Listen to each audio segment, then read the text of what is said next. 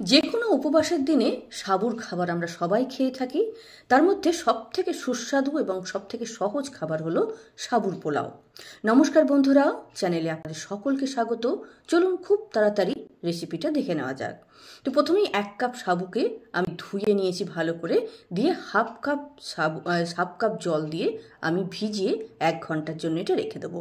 পরিমাণটা খেয়াল করবেন, 1 কাপ সাবুকে আমি হাফ কাপ জল দিয়ে ভেজালাম।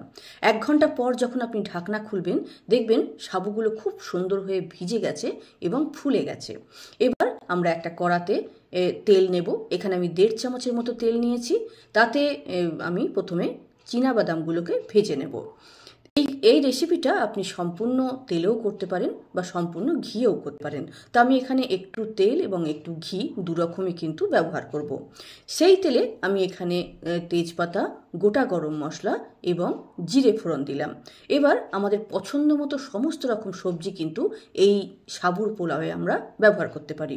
তো এখানে আমি প্রথমে গাজর, বিনস এবং ক্যাপসিকাম খুব ছোট ছোট করে কুচিয়ে একটু ভাজা ভাজা করে নেব, এবং যখন ওই সবজিগুলো অর্ধেকটা হয়ে আসবে তখন মটরশুঁটি দেব। তারপরে আরও একটু ভাজা ভাজা করে নেওয়ার পরে কাজু এবং কিশমিশ মিশিয়ে দেব এবং হাফ চামচের মতো ঘি আমি এখানে দিয়ে দিলাম। এবার সমস্ত সবজিগুলো যখন একটু সেদ্ধ হয়ে আসবে তখন নুন দেব এবং ভেজানো সাবুদানাগুলো দিয়ে দেব।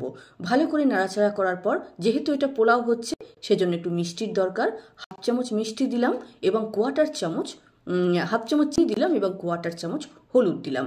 এবার 2 মিনিট ভালো করে নাড়াচাড়া করে নুন চিনিগুলো সমস্ত ভালো করে মিশে যখন যাবে তখন ভাজা চীনাবাদামটা দিয়ে দেব এবং আরেকটু নাড়াচাড়া করে আমরা নামিয়ে পরিবেশন করব। খুব সহজ এবং মাত্র 10 মিনিট টাইমে কিন্তু এই সুন্দর খাবারটা বানিয়ে নেওয়া যায়। রেসিপিটি কেমন লাগলো অবশ্যই লিখে জানাবেন। ভালো লাগলে লাইক শেয়ার করবেন, আর এরকম সহজ আরও ভিডিও পেতে চ্যানেলটিকে সাবস্ক্রাইব করে বেল বোতামটা প্রেস করে নেবেন। নমস্কার।